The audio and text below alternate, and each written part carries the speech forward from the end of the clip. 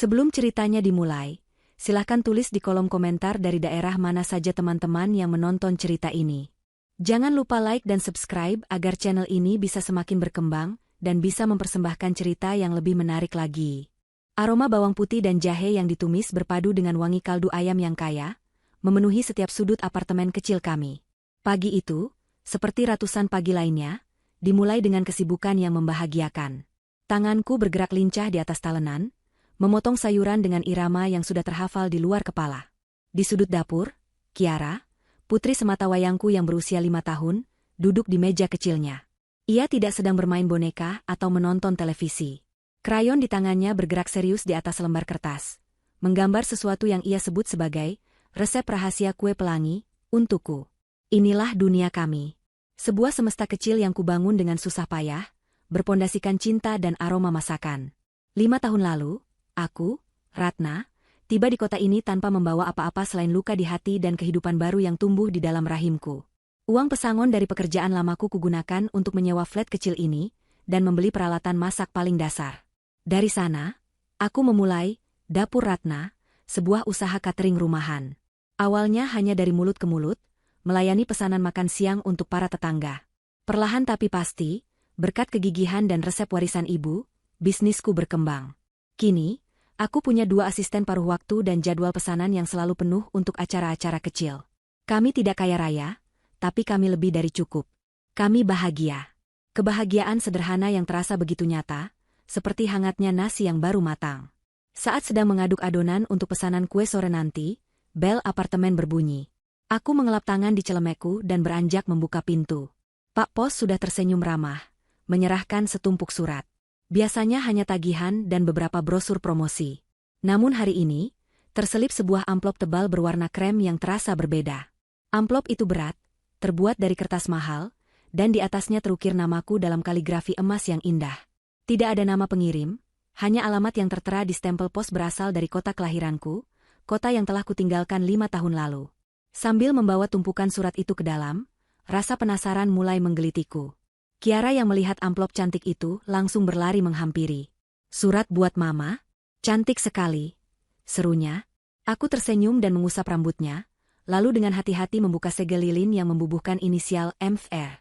Di dalamnya, ada sebuah kartu undangan yang lebih mewah dari yang pernah kupegang seumur hidupku. Kertasnya tebal dengan tepi berwarna emas. Dengan jantung yang mulai berdebar tanpa alasan, aku membaca nama yang tertera di sana. Turut mengundang dalam ikatan suci pernikahan.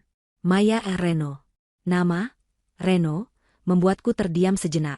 Seperti mendengar gema dari ruangan yang sudah lama kosong. Tentu saja itu bukan Renoku, pikirku cepat. Nama Reno cukup umum. Lagi pula, Reno yang kukenal tidak akan pernah mampu mengadakan pesta semewah ini.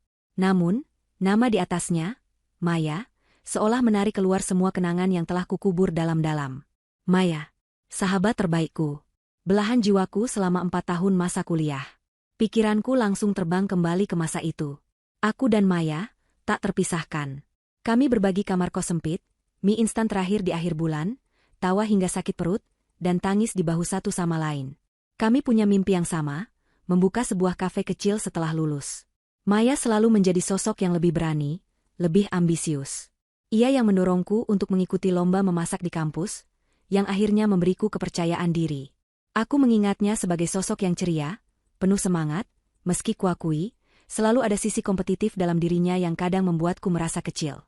Sisi yang selalu kuabaikan karena aku begitu menyayanginya. Lalu mengapa kami kehilangan kontak? Pikiranku terasa keruh saat mencoba mengingatnya. Kelulusan menjadi titik baliknya. Aku mendapatkan pekerjaan administrasi dengan gaji pas-pasan. Aku bertemu Reno, jatuh cinta begitu dalam, dan kami memulai hidup bersama yang penuh dengan perjuangan ekonomi. Lalu aku hamil. Saat itulah duniaku runtuh. Reno pergi, meninggalkanku dalam keadaan paling rapuh. Di tengah kekacauan itu, aku merasa malu. Malu pada diriku sendiri, pada nasibku. Aku tidak sanggup menghadapi tatapan iba dari siapapun, termasuk Maya. Jadi, aku pergi. Aku pindah ke kota ini, mengganti nomorku, dan memutus hubungan dengan semua orang dari masa laluku. Aku hanya ingin memulai lembaran baru bersama anakku. Kini, undangan ini ada di tanganku. Sebuah jembatan menuju masa lalu yang kututup rapat. Sebagian diriku ragu. Kembali ke kota itu berarti membuka kembali luka lama, berjalan di jalanan yang menyimpan sejuta kenangan pahit. Namun, sebagian diriku yang lain merindukan Maya. Aku ingin ia melihatku sekarang. Aku bukan lagi Ratna yang malang dan ditinggalkan. Aku adalah seorang ibu, seorang pengusaha. Aku berhasil. Aku selamat. Mama, kita pergi ke pesta, ya? Kiara mau pakai gaun pink. Rengek Kiara, menarik-narik ujung bajuku. Suaranya menyadarkanku. Aku menatap wajah mungilnya yang penuh harap. Mungkin ini memang saatnya. Mungkin ini baik untuk Kiara, melihat dari mana ibunya berasal. Mungkin sudah waktunya aku berdamai dengan masa laluku, demi masa depan kami. Saat aku hendak memasukkan kembali undangan itu ke dalam amplopnya, selembar kertas kecil terjatuh. Sebuah catatan yang ditulis dengan tulisan tangan khas Maya yang sedikit miring dan artistik. Aku memungutnya dan membaca. Datang ya, nah. Ada kejutan besar untukmu. Kamu harus lihat ini. Sebuah senyum tipis terukir di bibirku. Kejutan. Aku membayangkan Maya telah merencanakan sesuatu yang istimewa. Mungkin sebuah reuni kecil dengan teman-teman kuliah kami yang lain di sela-sela pernikahannya. Kata-kata itu terasa hangat, seperti sebuah pelukan dari seorang sahabat lama. Keraguanku sirna seketika. Keputusan sudah dibuat. Kami akan pergi. Aku meraih laptopku, membuka situs pemesanan tiket kereta. Sambil memilih jadwal keberangkatan, pikiranku sudah melayang pada gaun apa yang akan kukenakan. Dan tentu saja, gaun pink tercantik yang bisa kutemukan untuk putri kecilku. Aku merasa secercah kehangatan dan kegembiraan, sebuah antisipasi akan reuni yang indah. Sama sekali tidak menyadari bahwa aku sedang melangkah menuju panggung sebuah pertunjukan pengkhianatan yang paling kejam. Derak ritmis roda kereta yang beradu dengan rel, menjadi musik latar perjalanan kami. Kami berhasil mendapatkan kursi di dekat jendela, dan Kiara menempelkan wajahnya di kaca, matanya berbinar takjub melihat sawah hijau dan rumah-rumah pedesaan yang berlarian ke belakang. Udara pagi yang sejuk masuk dari celah pendingin udara, membawa aroma petualangan yang menyenangkan bagi putriku, namun terasa seperti embusan napas dari masa lalu bagiku. Setiap kilometer yang kami tempuh terasa seperti menarikku semakin dekat pada sebuah magnet besar yang telah lama kutinggalkan. Mama, ceritain lagi tentang Tante Maya, pinta Kiara, akhirnya melepaskan pandangannya dari jendela. Pertanyaannya seperti kunci yang membuka sebuah lemari tua berisi album foto kenangan. Aku tersenyum dan mulai bercerita. Aku melukiskan sosok Maya sebagai pahlawan dalam cerita-ceritaku. Aku bercerita tentang bagaimana Tante Maya selalu membelaku jika ada yang mengganggu, bagaimana ia membawakanku bubur ayam saat aku sakit di kamar kos, dan bagaimana kami pernah nekat begadang semalaman hanya untuk menonton hujan meteor dari atap gedung fakultas. Aku menceritakan semua hal baik, semua tawa dan keceriaan. Aku sengaja memilih kepingan-kepingan memori yang paling berkilau, menyusunnya menjadi mozaik persahabatan yang sempurna untuk didengar oleh telinga kecil putriku. Aku ingin Kiara tahu bahwa sebelum dunianya hanya ada kami berdua, ibunya pernah memiliki seorang sahabat yang begitu berarti. Namun, semakin dalam aku menggali kenangan tentang masa kuliah, semakin sulit untuk menghindari bayangan sosok lain. Sosok yang namanya tidak pernah sekalipun kuucapkan di hadapan Kiara. Reno. Ayah biologisnya. Bahkan saat aku menceritakan tentang sebuah festival musik kampus tempat aku dan Maya menjadi panitia, ingatanku secara otomatis memutar adegan pertemuanku dengan Reno di belakang panggung. Ia adalah gitaris sebuah band indie yang tampil malam itu. Aku ingat betul tatapan matanya yang teduh, senyumnya yang sedikit canggung, dan jemarinya yang begitu lihai menari di atas senar gitar. Malam itu, di tengah riuh rendah suara penonton, ia menyanyikan sebuah lagu sambil menatap lurus ke arahku. Dan aku jatuh cinta. Aku ingat kencan pertama kami. Kami tidak punya uang, jadi kami hanya membeli 2 porsi ketoprak dan duduk di taman kota sampai larut malam. Kami berbicara tentang segalanya. Tentang impiannya menjadi musisi terkenal, tentang mimpiku memiliki kafe sendiri. Saat itu, semua terasa mungkin. Cintanya terasa seperti bahan bakar yang membuatku percaya aku bisa menaklukkan dunia. Kami adalah 2 anak muda yang memimpikan masa depan di tengah kerasnya kenyataan. Namun, mesin waktu di kepalaku terus berputar tanpa bisa kuhentikan, membawaku ke masa-masa yang lebih suram. Setelah lulus, kami menyewa sebuah kamar kecil dan mulai merasakan betapa beratnya hidup. Reno kesulitan mendapatkan pekerjaan tetap. Ia mencoba bekerja serabutan, tetapi semangatnya perlahan padam. Musik yang dulu menjadi pelariannya, kini menjadi sumber frustrasinya. Gitar yang dulu sering ia mainkan untukku, kini lebih sering tergeletak berdebu di sudut kamar. Optimismenya terkikis oleh penolakan dan tagihan yang menumpuk. Keluhannya menjadi musik latar harian kami. Seandainya kita punya uang lebih, atau hidup ini tidak adil, menjadi kalimat yang sering kudengar. Argumen-argumen kecil mulai sering terjadi, seringkali dipicu oleh masalah sepele yang akarnya adalah keputusasaan karena uang. Lalu, tibalah malam yang mengubah segalanya. Malam yang terasa begitu dingin, bahkan di tengah musim kemarau. Aku ingat betul, aku baru saja pulang dari klinik setelah memastikan dugaanku selama beberapa minggu terakhir. Dengan tangan gemetar dan jantung berdebar penuh harap, aku menunjukkan hasil tes itu padanya. Aku membayangkan ia akan terkejut, lalu memelukku erat, dan kehadiran calon buah hati kami akan menjadi penyemangat baru untuk kami berdua. Tapi reaksi yang kuterima jauh dari bayanganku. Wajahnya tidak menunjukkan kebahagiaan. Yang kulihat adalah kepanikan murni, seolah aku baru saja menyerahkan surat panggilan dari pengadilan. Hamil? Suaranya nyaris tak terdengar. Sekarang, Ratna, di saat seperti ini. Malam itu, pertengkaran kami mencapai puncaknya. Suaranya yang biasanya lembut berubah menjadi tajam dan menyakitkan. Ia menuduhku ceroboh, menuduhku menjebaknya dalam kehidupan yang sudah sulit ini. Ia berteriak bahwa seorang anak akan menjadi beban yang akan menenggelamkan kami berdua, menghancurkan sisa-sisa mimpinya. Aku hanya bisa menangis dalam diam, memeluk perutku yang belum terlihat, seolah melindunginya dari kata-kata kejam ayahnya. Puncaknya, ia mengucapkan kalimat yang menjadi vonis mati bagi hubungan kami. Mungkin kita tidak ditakdirkan bersama, nah, aku akan mencari jalan hidupku sendiri, dan kamu juga. Ia kemudian mengemasi beberapa helai pakaian ke dalam tas ranselnya yang usang. Tanpa menoleh ke belakang, ia membuka pintu dan berjalan keluar, lenyap ditelan kegelapan malam, meninggalkanku sendirian bersama isak tangis, mimpi yang hancur, dan sebuah kehidupan baru yang berdenyut rapuh di dalam diriku. Mama nangis.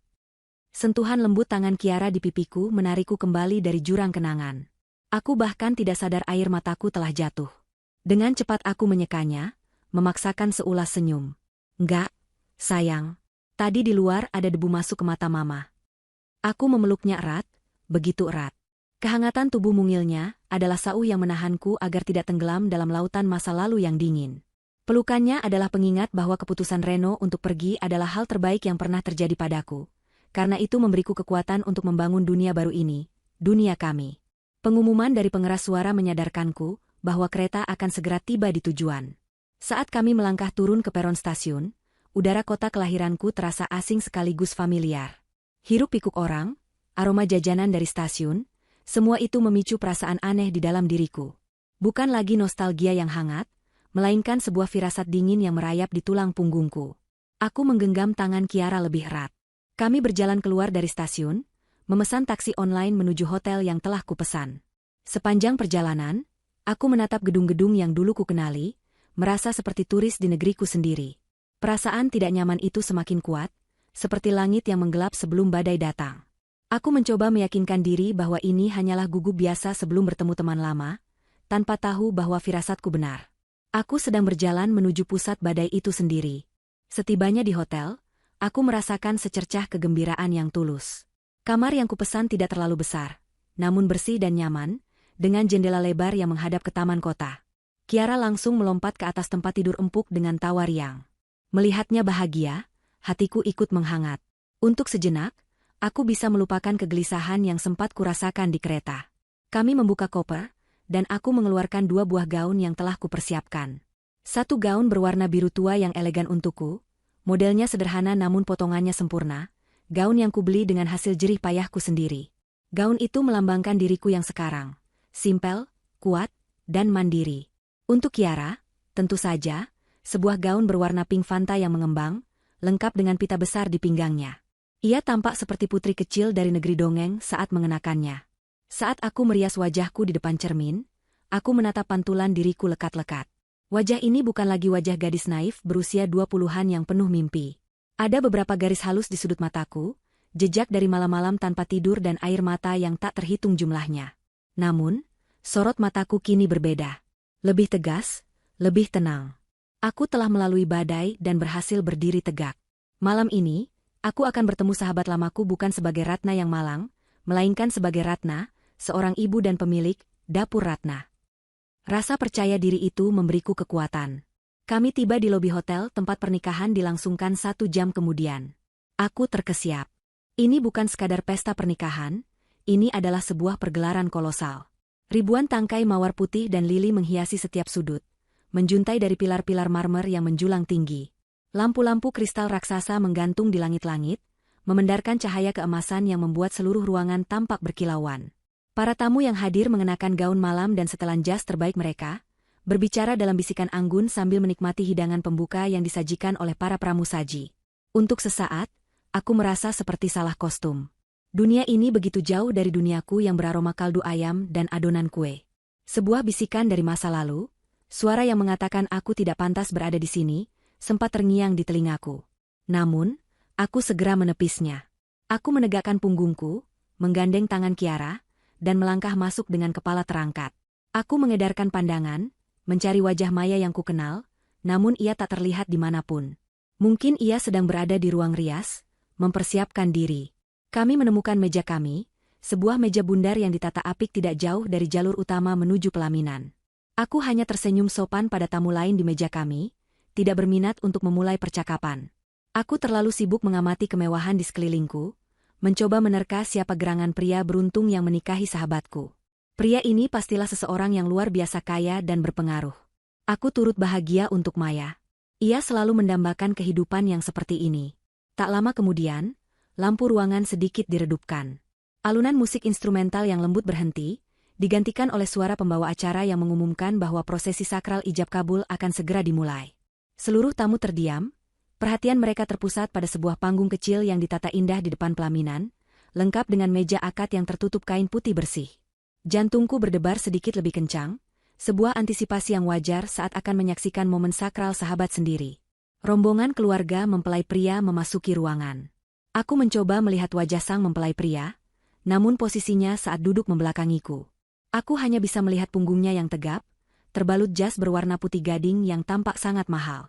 Aku tidak bisa melihat wajahnya dengan jelas. Begitu pula dengan Maya, ia belum menampakkan diri. Tentu saja, sesuai adat, mempelai wanita baru akan keluar setelah ijab kabul dinyatakan sah. Suasana menjadi hening dan khusyuk. Sang penghulu mulai memimpin doa. Aku tersenyum tipis, pikiranku tanpa sadar melayang pada angan-anganku di masa lalu. Aku pernah membayangkan hari seperti ini bersama Reno. Bukan pesta semegah ini, tentu saja. Hanya sebuah akad nikah sederhana di masjid kecil dekat rumah orang tuaku, disaksikan oleh keluarga terdekat. Sebuah mimpi yang terkoyak bahkan sebelum sempat terwujud. Lalu, momen inti itu pun tiba. Ayahanda Maya, yang bertindak sebagai wali nikah, menjabat tangan sang mempelai pria. Beliau mengucapkan kalimat penyerahan dengan suara bergetar menahan haru. Kini giliran sang mempelai pria. Ia berdeham pelan, mengambil napas dalam-dalam untuk mengucapkan satu tarikan kalimat sakral yang akan mengubah statusnya. Saya terima nikah dan kawinnya Maya binti. Suara itu, gema suara bariton yang mengisi keheningan ballroom itu seolah menembus ruang dan waktu, menghantam gendang telingaku dan menusuk langsung ke jantungku. Itu bukan sekadar suara. Itu adalah sebuah kunci. Kunci yang membuka paksa sebuah ruangan gelap di dasar hatiku, ruangan yang telah kusegel rapat-rapat selama 5 tahun terakhir. Suaranya memang lebih berat sekarang, lebih berwibawa, terpoles oleh waktu dan kesuksesan. Tapi intonasinya, jeda antar katanya, cara huruf A, diucapkannya dengan begitu jelas tidak mungkin salah. Itu adalah suara yang dulu selalu membisikkan kata cinta di telingaku. Suara yang meneriakkan kata-kata kejam di malam terakhir kami bersama. Suara ayah dari anak yang kini duduk manis di sampingku. Darahku seolah berhenti mengalir. Senyum di wajahku membeku, lalu retak berkeping-keping. Tidak mungkin. Otakku menjerit, menolak kenyataan. Ini pasti hanya kebetulan. Suara orang bisa saja mirip. Ini sebuah kebetulan yang sangat kejam dan tidak masuk akal. Dengan mas kawin tersebut, dibayar tunai. Saat ia menyelesaikan kalimatnya dengan satu tarikan napas, ia sedikit mengangkat kepalanya, memutar wajahnya ke samping, ke arah para saksi. Cahaya dari lampu kristal menerpa sisi wajahnya dengan jelas. Dan saat itulah duniaku benar-benar hancur. Garis rahang tegas yang dulu sering kubelai. Hidung mancung yang selalu menjadi sasaran kejahilanku. Bentuk telinganya yang sangat kukenal. Itu Reno. Benar-benar Reno. Renoku. Ayah Kiara. Napasku tercekat di tenggorokan. Seluruh suara di sekelilingku, gemuruh tepuk tangan para tamu yang membahana, suara pembawa acara yang mengucapkan, sah, semuanya terdengar seperti dengungan dari dunia lain. Jantungku terasa seperti diremas oleh tangan tak kasat mata. Ia adalah mempelai prianya. Dan ia baru saja menikahi sahabat terbaikku. Tepuk tangan meriah masih menggema di seluruh ruangan, tetapi aku terperangkap dalam gelembung sunyi yang memekakan telinga. Aku duduk kaku di kursiku, mataku terpaku pada sosok Reno di atas panggung. Otakku masih berputar liar, mencoba menyangkal apa yang baru saja kulihat dan kudengar. Reno dan Maya. Dua nama yang pernah menjadi pilar dalam hidupku, kini bersatu dalam sebuah ikatan yang terasa seperti sebuah konspirasi melawan diriku. Undangan itu, nama Maya Reno yang terukir indah, kini terasa seperti sebuah ejekan. Itu bukan kebetulan. Ini semua nyata.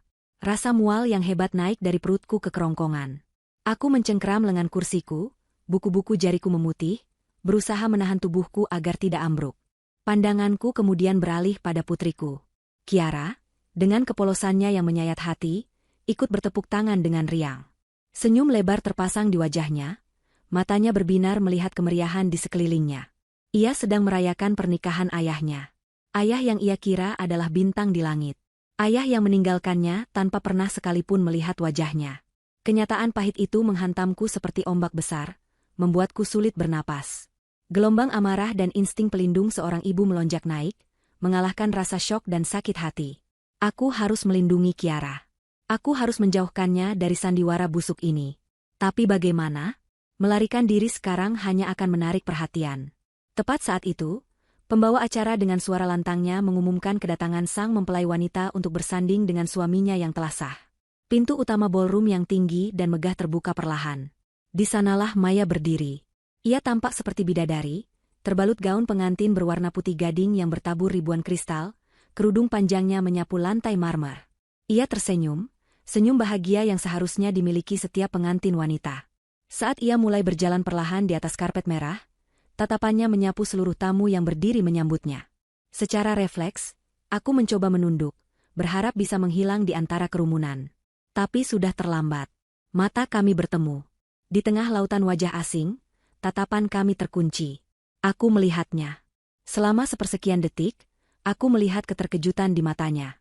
Tapi itu bukan keterkejutan karena melihatku. Itu adalah keterkejutan karena rencananya berhasil.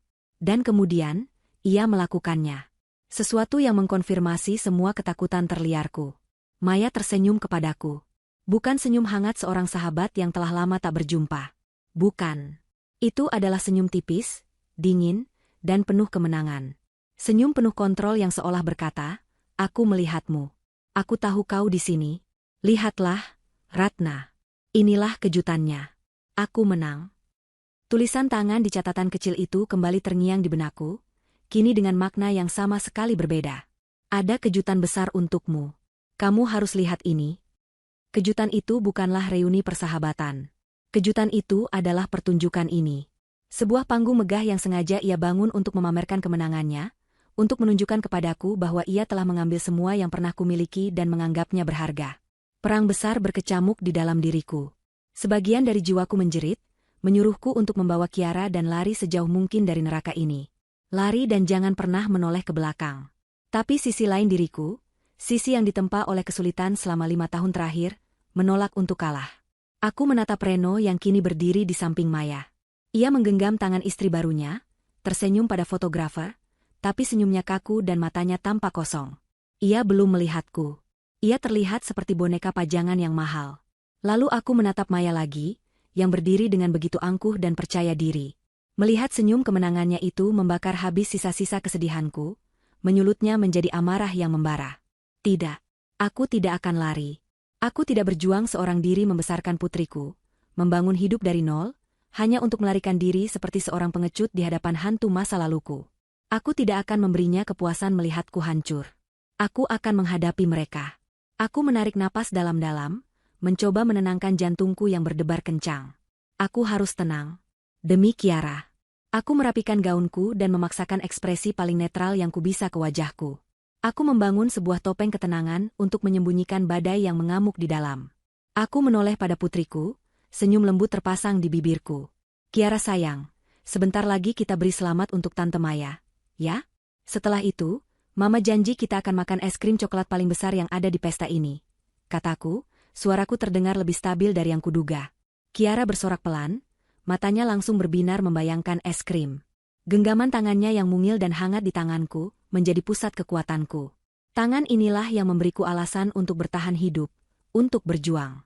Dan kini, tangan ini pula yang akan memberiku keberanian untuk berjalan menuju pelaminan itu. Kami akan berjalan bersama. Bukan sebagai korban yang malang, tapi sebagai bukti nyata dari kehidupan yang telah mereka buang. Aku belum tahu apa yang akan kukatakan atau kulakukan. Tapi satu hal yang pasti, aku tidak akan membiarkan mereka menulis akhir dari ceritaku. Malam ini, aku akan mengambil kembali pena itu. Musik berganti menjadi alunan lagu cinta yang riang, dan pembawa acara dengan senyum profesionalnya mempersilakan para tamu undangan untuk naik ke pelaminan dan memberikan selamat secara langsung kepada kedua mempelai. Inilah saatnya. Sebuah getaran halus menjalari tanganku, namun aku mengepalkannya hingga buku-buku jariku memutih, mengubah rasa takut menjadi kekuatan. Aku bangkit dari kursi. Sebuah gerakan sederhana yang terasa begitu berat, seolah aku sedang mengangkat beban masa laluku dari pundakku. Aku merapikan gaun Kiara dan memberinya senyuman yang paling meyakinkan yang bisa kupasang. Yuk, sayang. Waktunya kita salaman sama Tante Maya dan Om Reno. Bisikku, sengaja menyebut nama Reno untuk pertama kalinya, menguji kekuatanku sendiri. Kiara mengangguk patuh. Perjalanan dari meja kami menuju tangga pelaminan terasa seperti perjalanan terpanjang dalam hidupku. Rasanya seperti berjalan di atas hamparan duri yang tak terlihat. Setiap langkah adalah sebuah upaya sadar untuk tetap tegak, untuk tidak goyah.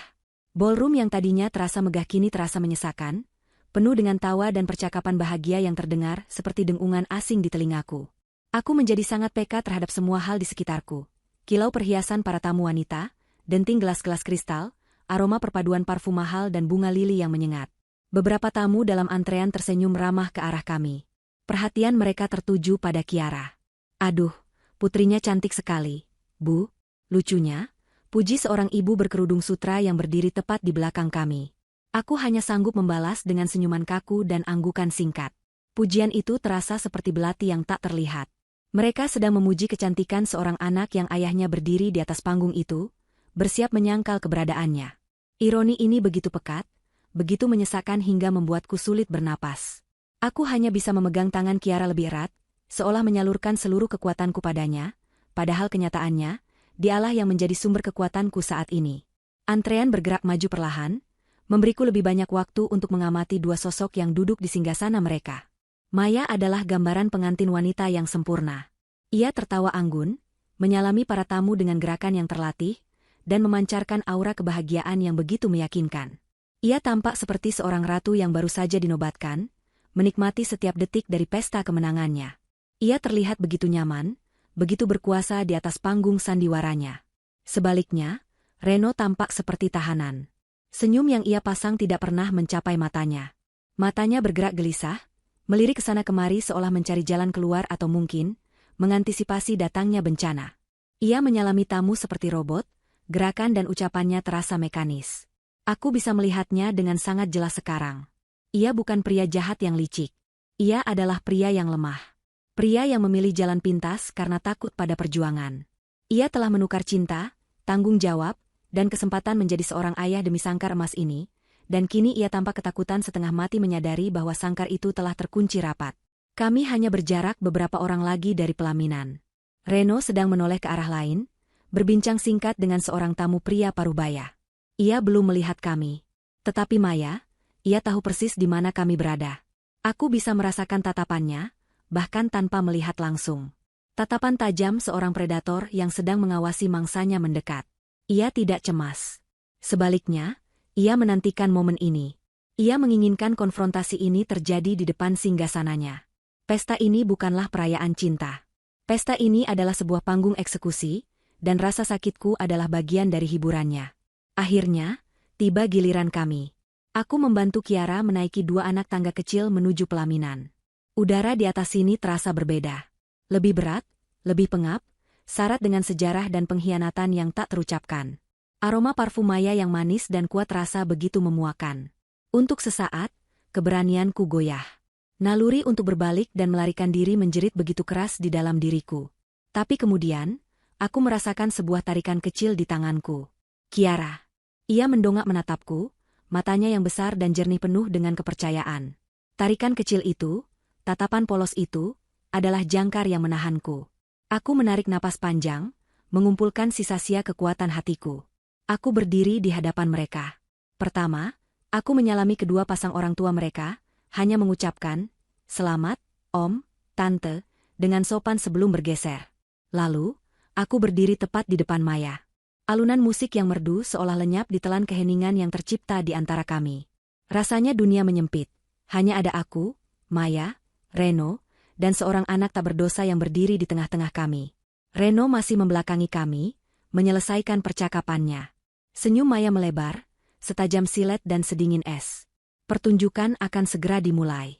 Aku memaksa bibirku membentuk sesuatu yang menyerupai senyuman. Saat aku berbicara, suaraku keluar sebagai bisikan rendah yang dingin, hanya cukup untuk didengar oleh Maya. "Selamat, Maya." Mengucapkan namanya terasa seperti menelan serpihan kaca. Kata itu bukan lagi ucapan selamat, melainkan sebuah deklarasi perang. Mata Maya berbinar penuh kemenangan yang kejam. Ia mencondongkan tubuhnya ke depan, seolah hendak memelukku seperti seorang sahabat. Namun, saat wajahnya berada di dekat telingaku, ia berbisik dengan nada mengejek. "Terima kasih sudah datang. Nah, aku tahu kau tidak akan tega melewatkan hari besarku. Jadi, bagaimana kejutannya? Spektakuler, bukan?" Nada suaranya yang manis namun penuh racun itu menjadi konfirmasi akhir. Ini semua bukanlah takdir yang kebetulan. Ini adalah sebuah mahakarya pengkhianatan yang telah ia rancang dengan sangat teliti. Tepat saat itu, Reno selesai berbicara dengan tamunya dan berbalik badan. Pandangannya, yang secara otomatis beralih untuk menyambut tamu berikutnya, pertama kali mendarat pada sosok mungil Kiara. Seketika, seluruh tubuhnya menegang. Senyum formal yang sejak tadi terpasang di wajahnya lenyap tanpa sisa, digantikan oleh ekspresi syok yang telanjang. Tatapannya terpaku pada wajah Kiara, sebuah cerminan mini dari wajahnya sendiri, lalu naik ke wajah wanita yang menggenggam tangan anak itu. Wajahnya menjadi pucat pasi seperti mayat. "Ratna?" Sebuah nama keluar dari bibirnya tanpa suara, hanya gerakan bibir yang gemetar. Dunia di sekelilingnya seolah runtuh. Mimpi terburuknya baru saja mengenakan gaun biru tua dan berdiri tepat di hadapannya.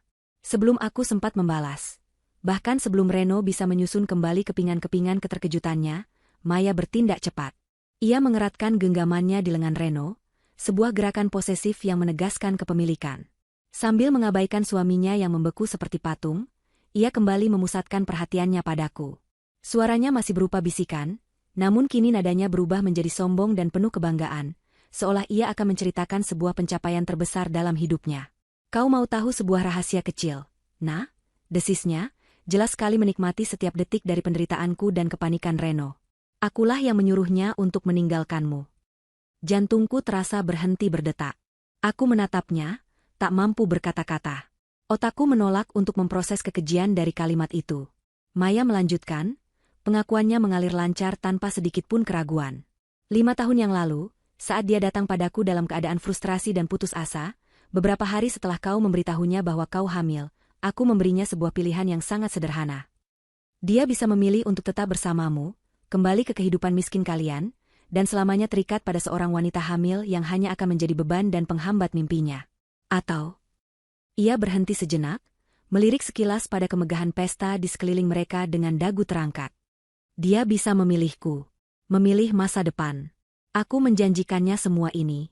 Kekayaan keluargaku, koneksi ayahku, kehidupan yang nyaman. Aku mengatakan padanya, kau dan bayi itu hanya akan menjadi pengingat permanen dari kegagalannya. Jadi, aku menyuruhnya pergi. Lupakan masa lalu kelam itu. Dan lihatlah, ia mengakhiri kalimatnya dengan senyum sinis yang menusuk, aku adalah wanita yang selalu menepati janji.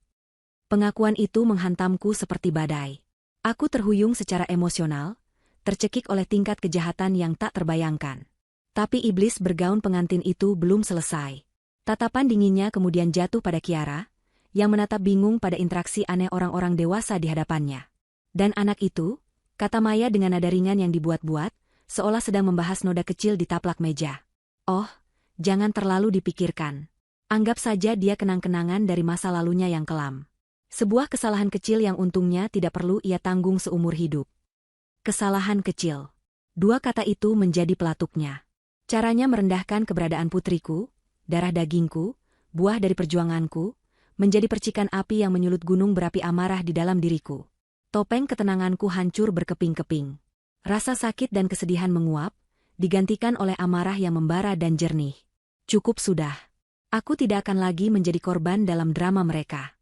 Mataku secara tidak sengaja menangkap sebuah mikrofon yang berdiri di dekat tepi panggung, ditinggalkan oleh pembawa acara. Sebuah ide, liar, nekat, dan begitu membebaskan, mulai terbentuk di benakku. Panggung ini tidak akan menjadi panggung kemenangan mereka. Malam ini, aku akan mengubahnya menjadi panggung keadilanku. Kata-kata Maya, kesalahan kecil, terus terngiang di telingaku, membakar habis sisa-sisa kesabaranku.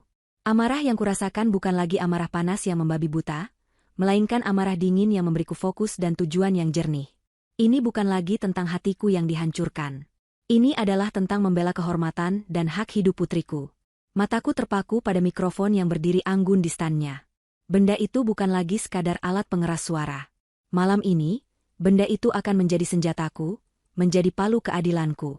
Dalam satu gerakan yang cepat, lancar, dan penuh tujuan, aku melepaskan genggaman tangan Kiara. Aku melangkah dengan tegas melewati Maya yang masih terperangah dan Reno yang membatu, lalu meraih mikrofon itu dari standnya. Terdengar suara decitan singkat yang memekakan telinga saat aku menyalakannya, sebuah suara sumbang yang berhasil merobek selubung kemeriahan pesta. Musik yang tadinya mengalun merdu langsung berhenti. Seluruh aktivitas di ballroom terhenti. Ratusan pasang mata kini serempak menoleh ke arah panggung, ke arahku. Keheningan yang canggung dan penuh tanda tanya menyelimuti ruangan. Mereka semua bertanya-tanya, siapa wanita bergaun biru yang berani menginterupsi acara ini? Jantungku berdebar begitu kencang, rasanya seperti seekor burung yang terperangkap di dalam sangkar rusukku.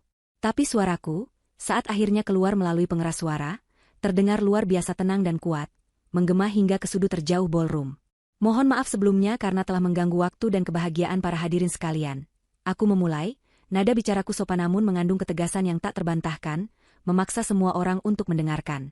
Bisik-bisik mulai terdengar, para tamu saling bertanya, mencoba menebak identitasku. Aku memutar tubuhku sedikit, menghadapkan diriku pada pasangan pengantin yang kini menatapku dengan ekspresi syok. Senyum kemenangan di wajah Maya telah lenyap, digantikan oleh topeng amarah dan ketidakpercayaan. Reno terlihat seolah nyawanya baru saja dicabut dari tubuhnya. Saya hanya ingin menggunakan kesempatan berharga ini untuk memberikan ucapan selamat yang paling tulus dan paling spesial untuk kedua mempelai. Mataku mengunci tatapan Maya. Aku mengucapkan setiap kata dengan penekanan yang tajam. Selamat untuk sahabat terbaikku, Maya, kataku, membiarkan frasa, sahabat terbaikku, menggantung di udara, syarat dengan racun ironi. Selamat, karena setelah penantian dan usaha selama 5 tahun, kau akhirnya berhasil. Berhasil mendapatkan semua yang paling kau inginkan dengan cara mengambilnya dari kehidupan orang lain. Gelombang keterkejutan yang nyata menjalar di antara para tamu. Suara desahan dan bisikan kini terdengar lebih keras, seperti lebah yang sarangnya diganggu. Suasana yang tadinya meriah kini berubah menjadi tegang dan penuh antisipasi.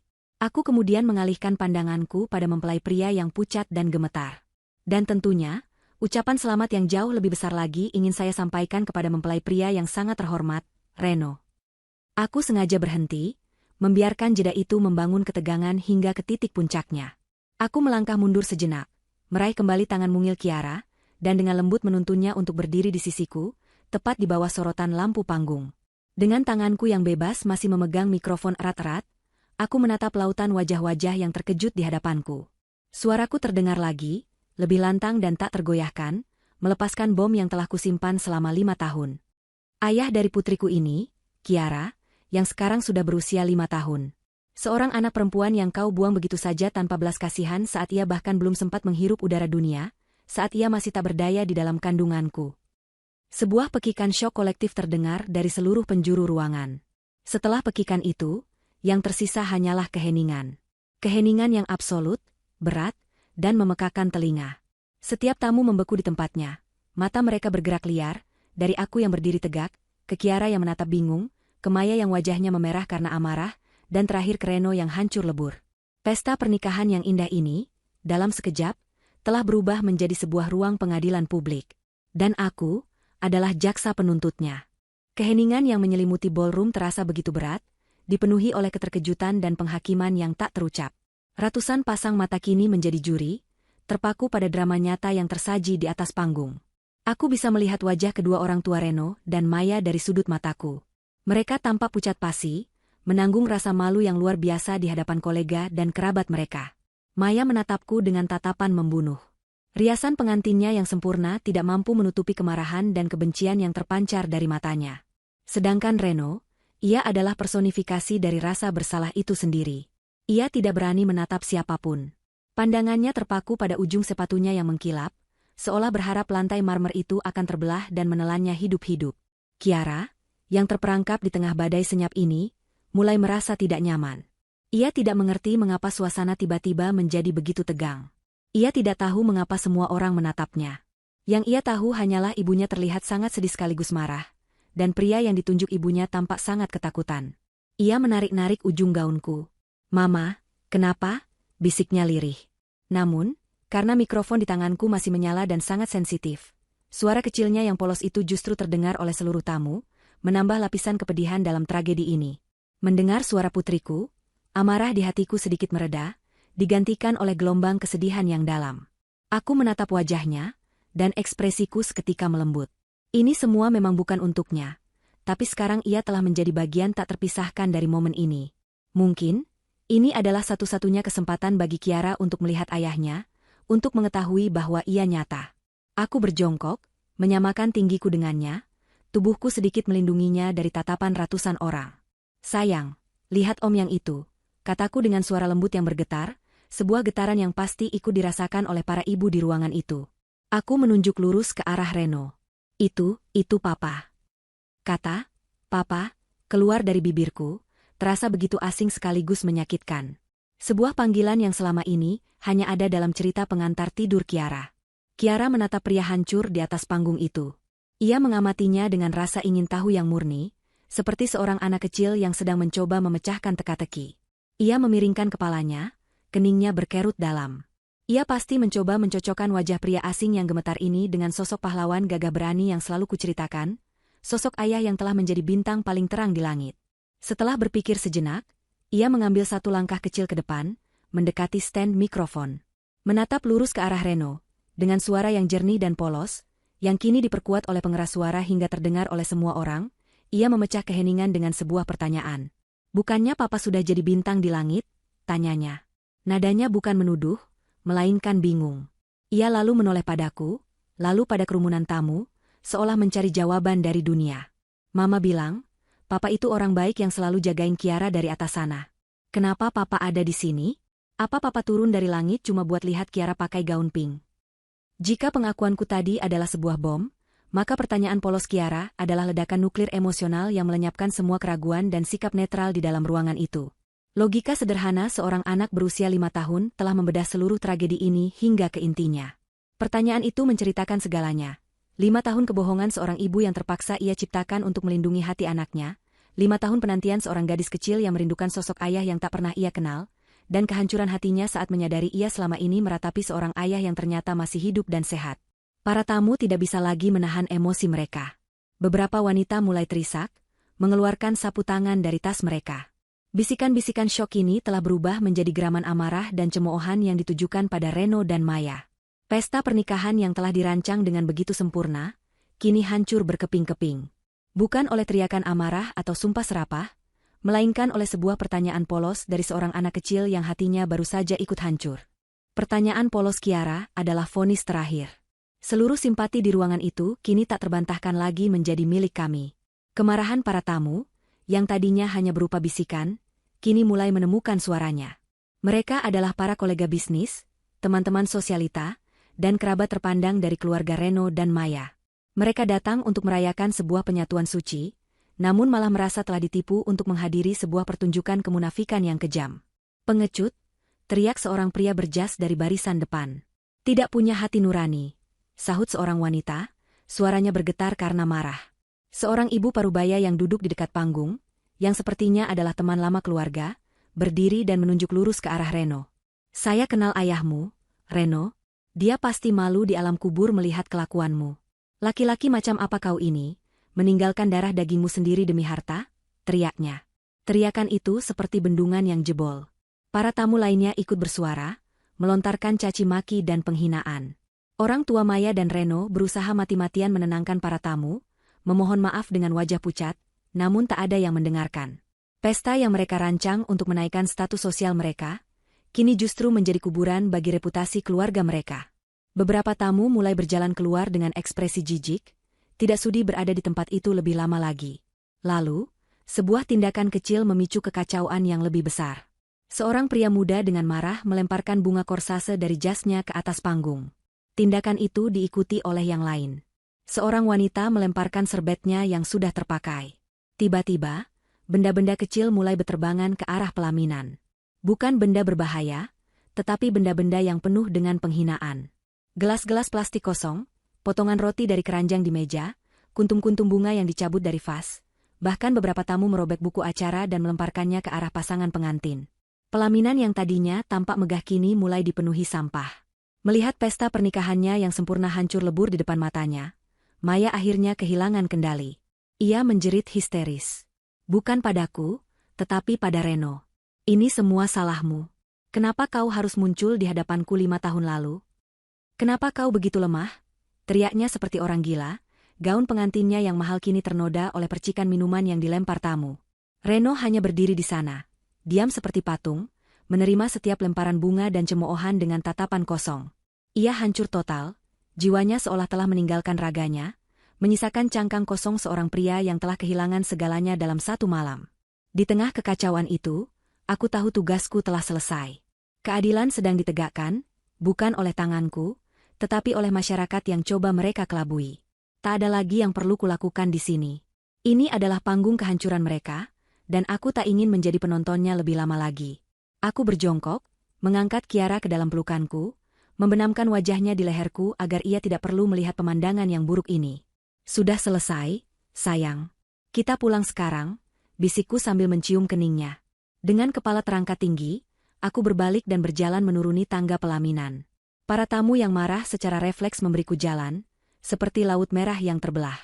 Banyak dari mereka menatapku dengan sorot mata penuh simpati, beberapa bahkan menganggukkan kepala mereka sebagai tanda hormat. Aku tidak menoleh ke belakang. Aku tidak perlu melakukannya. Dari belakang, aku masih bisa mendengar suara jeritan histeris Maya, suara tangis orang tuanya, dan gemuruh caci maki dari para tamu. Suara-suara itu adalah musik pengiring dari sebuah pernikahan, sebuah reputasi, dan sebuah kehidupan yang sedang hancur berkeping-keping. Karma datang begitu cepat, begitu langsung, dan begitu memalukan. Dan rasanya begitu adil. 1 tahun kemudian. Pagi itu cerah, dan aroma kopi yang baru diseduh berpadu dengan wangi roti panggang, menciptakan suasana yang hangat dan ramah. Aku berdiri di tengah sebuah dapur profesional yang luas dan berkilauan, jauh lebih besar dari dapur di apartemen lamaku. Ini adalah dapur di kafeku sendiri.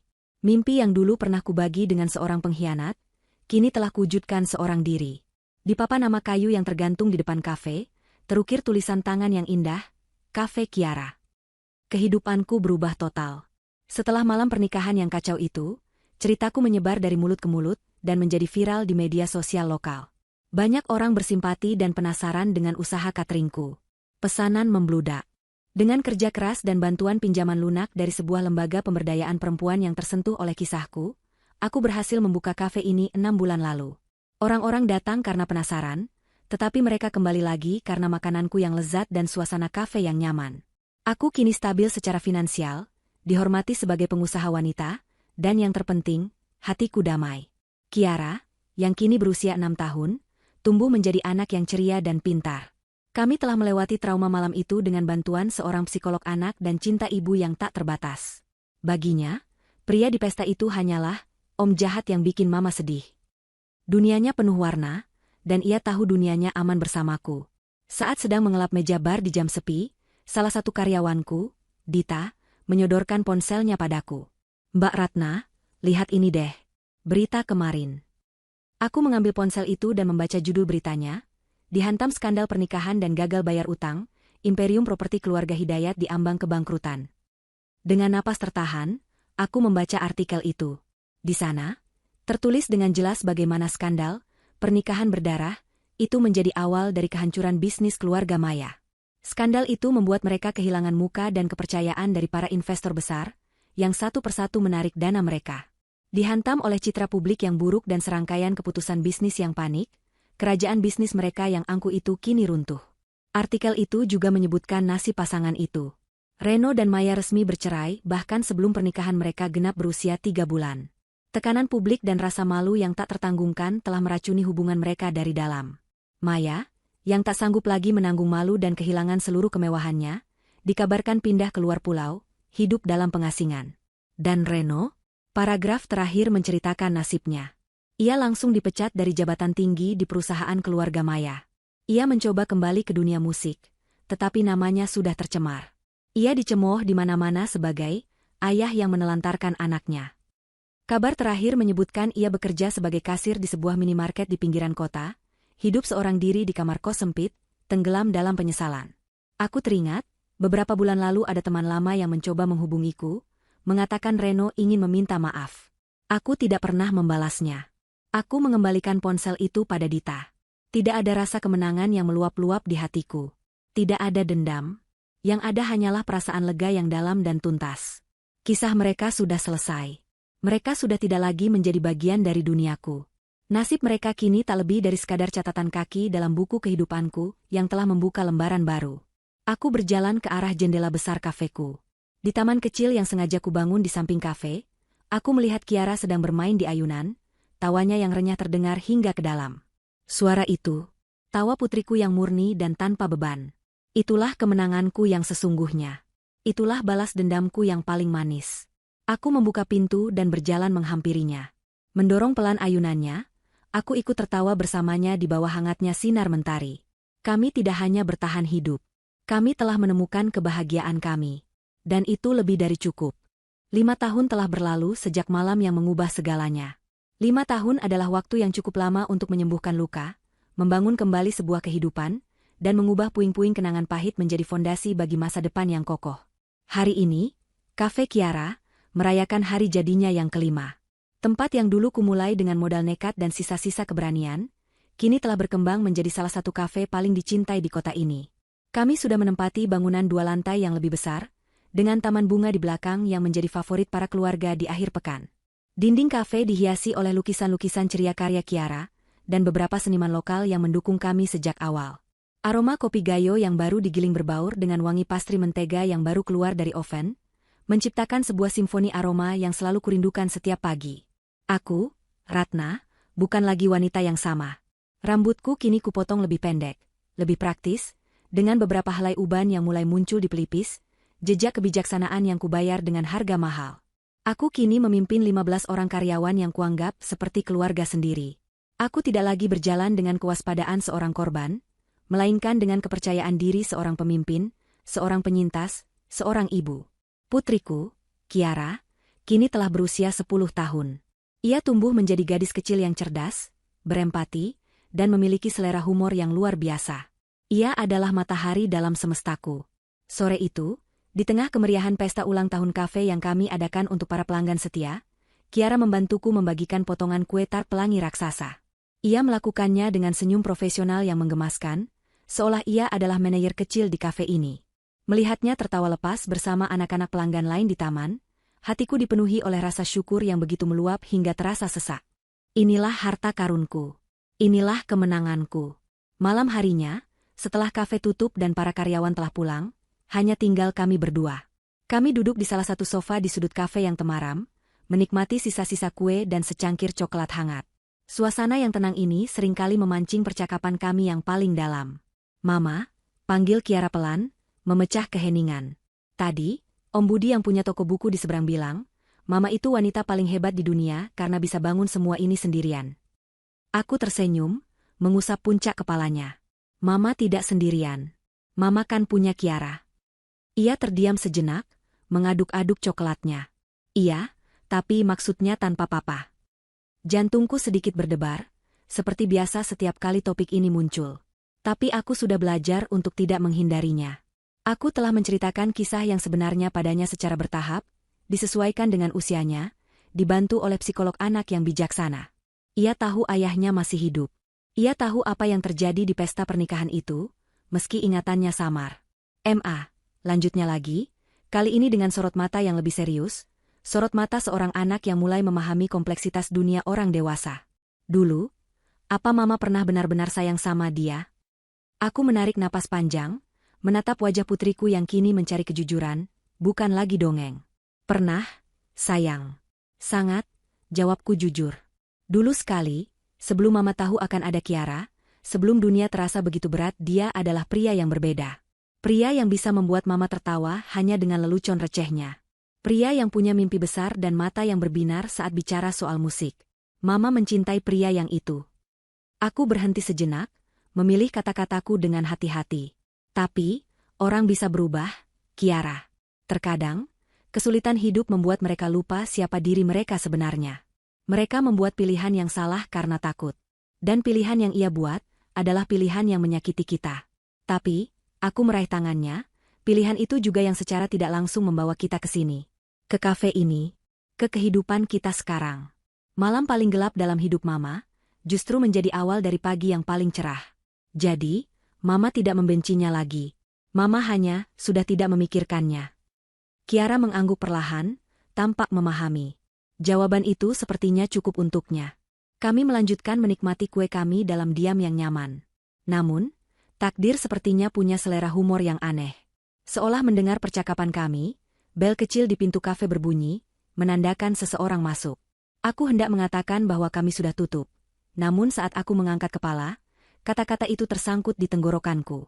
Di ambang pintu, berdiri sesosok pria. Ia kurus, bahkan nyaris kerempeng. Kemeja flanel yang ia kenakan tampak lusuh dan kebesaran di tubuhnya. Rambutnya sedikit panjang dan tidak terawat, dan wajahnya dihiasi oleh code tipis di atas alis serta lingkaran hitam di bawah mata yang membuatnya tampak jauh lebih tua dari usia sebenarnya. Ia tampak ragu-ragu, seolah tidak yakin harus melangkah masuk atau berbalik pergi. Selama beberapa detik aku tidak mengenalinya. Tapi kemudian, matanya bertemu dengan mataku. Mata yang dulu penuh binar mimpi, kini tampak kusam, kosong, dan penuh dengan keputusasaan. Reno. Waktu seolah berhenti. Suara jam dinding di kafe terdengar begitu keras. Kiara, yang tidak begitu jelas mengingat wajahnya, hanya menatap pria asing itu dengan tatapan bertanya-tanya. Reno tidak menatap Kiara. Ia seolah tidak sanggup. Tatapannya hanya terpaku padaku. Ratna, suaranya serak, nyaris tak terdengar. Aku berdiri perlahan, menempatkan diriku sedikit di depan Kiara secara protektif. Aku tidak merasa takut. Yang kurasakan adalah kehampaan. Pria di hadapanku ini begitu asing, begitu menyedihkan. Ia adalah hantu dari masa lalu yang kehilangan semua kekuatannya untuk menakutiku. Mau apa kau kesini? Tanyaku, suaraku dingin dan datar. Aku dengar usahamu sukses, katanya terbata-bata. Aku butuh pekerjaan. Pekerjaan apa saja? Cuci piring, bersih-bersih, aku akan lakukan apa saja. Ia menundukkan kepalanya, tidak berani menatapku. Aku sudah mencoba segalanya. Tidak ada yang mau menerimaku. Permintaannya begitu menyedihkan hingga rasanya absurd. Ia tidak datang untuk meminta maaf. Ia tidak datang untuk melihat putrinya. Ia datang karena ia berada di titik terendahnya, dan ia melihatku sebagai pilihan terakhirnya. Bukan sebagai cinta yang hilang, tetapi sebagai sebuah sekoci penyelamat. Aku berjalan mendekatinya, berhenti beberapa langkah di hadapannya. Dengar, Reno, kataku dengan suara yang tenang namun tak tergoyahkan. Dapur ini, setiap piring dan gelas di dalamnya, kubangun dengan air mata yang kau sebabkan. Setiap kursi dan meja di kafe ini, adalah bukti dari malam-malam tanpa tidurku membesarkan anakmu seorang diri. Setiap sen keuntungan yang kudapat adalah hasil dari keringat yang seharusnya menjadi tanggung jawabmu juga. Aku menatap lurus ke matanya yang kini mulai berkaca-kaca. Kau tidak punya hak apapun di sini. Kau tidak punya hak atas kesuksesanku. Kau tidak punya hak atas tempat ini, dan kau sudah kehilangan hakmu sebagai seorang ayah sejak lama. Tempat ini bernama Cafe Kiara, bukan Cafe Kesempatan Kedua. Sekarang, pergilah. Ia tampak hancur. Ia mungkin berharap akan ada teriakan, makian, atau isak tangis. Tapi yang ia dapatkan hanyalah ketenangan yang dingin dan penolakan yang absolut. Ia menatap Kiara sekilas, sangat sekilas, lalu berbalik dan berjalan keluar, menghilang ke dalam kegelapan malam. Aku tidak merasakan apa-apa. Tidak ada kepuasan, tidak ada iba. Hanya sebuah titik. Sebuah bab yang akhirnya benar-benar ditutup. Beberapa minggu setelah kejadian itu, seorang teman lama dari masa kuliah yang kini tinggal di luar negeri datang berkunjung ke kafe. Setelah berbincang tentang banyak hal, ia tiba-tiba berkata, kamu tahu kabar Maya?" Aku menggeleng. Nama itu sudah hampir tidak pernah terlintas di benakku. Aku bertemu dengannya bulan lalu saat aku pulang kampung sebentar. ceritanya. Aku hampir tidak mengenalinya. Dia bekerja sebagai kasir di sebuah supermarket kecil. Penampilannya kusam sekali. Saat aku menyapanya, dia tampak sangat kaget dan malu. Kami sempat mengobrol sebentar. Dia terdengar sangat pahit. Dia menyalahkan Reno, menyalahkan keluarganya yang bangkrut, menyalahkan semua orang kecuali dirinya sendiri. Dia terperangkap dalam kebenciannya. Nah, uangnya habis, kecantikannya memudar, teman-temannya menjauh. Yang tersisa hanya penyesalan dan amarah. Menyedihkan sekali melihatnya. Aku mendengarkan cerita itu dalam diam. Jadi, itulah akhir kisahnya. Bukan penjara atau kemiskinan total, melainkan sebuah hukuman yang lebih halus dan mungkin lebih kejam. Hidup selamanya dalam penjara kebencian yang ia ciptakan sendiri. Ia mendapatkan dunia yang ia inginkan, dan dunia itu runtuh. Meninggalkannya tanpa apa-apa, bahkan tanpa kemampuan untuk mencintai dirinya sendiri. Malam itu, setelah seharian bekerja, aku dan Kiara duduk di sofa rumah kami, membuka-buka album foto lama. Aku menunjukkan padanya foto-fotoku saat masih kuliah. Foto diriku yang sedang tertawa lepas bersama teman-teman, foto saat aku memenangkan lomba masak pertama kali, foto saat aku wisuda dengan senyum penuh harapan. Lihat, Mama waktu muda cantik juga ya, kata Kiara sambil terkikik. Aku tersenyum. Iya dong. Aku menatap foto diriku di masa lalu itu. Seorang gadis naif yang belum tahu betapa kejamnya dunia bisa memperlakukannya. Tapi aku tidak lagi merasakan kesedihan untuknya. Aku justru merasa bangga. Gadis itu telah berjuang. Ia jatuh, ia terluka, ia hancur. Tapi ia bangkit kembali, lebih kuat dari sebelumnya. Aku telah memaafkan. Bukan untuk Reno atau Maya. Aku memaafkan masa lalu demi diriku sendiri. Aku memaafkan diriku karena pernah begitu naif. Memaafkan telah membebaskanku. Balas dendam terbaikku bukanlah kehancuran mereka, melainkan kebahagiaanku. Kebahagiaan utuh yang kubangun dengan tanganku sendiri, bata demi bata. Aku memeluk Kiara erat, menghirup aroma sampo dari rambutnya.